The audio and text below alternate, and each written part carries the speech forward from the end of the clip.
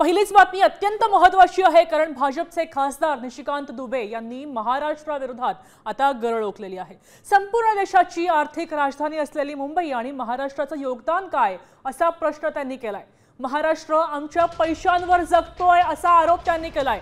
मराठी माणूस कोणता टॅक्स आणतात, तुमच्याकडे कारखाने नाहीत, उद्योग नाहीत किंवा खनिजाच्या खाणीही नाहीत असं म्हणत रिलायन्सची रिफायनरी आणि सेमीकंडक्टरचा प्रकल्प गुजरातमध्ये आहे।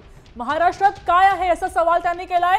मग असं करून सुद्धा वरून आमचं शोषण करून दादागिरी करता का, अशी गरळ आता निशिकांत दुबेंनी ओकलेली आहे।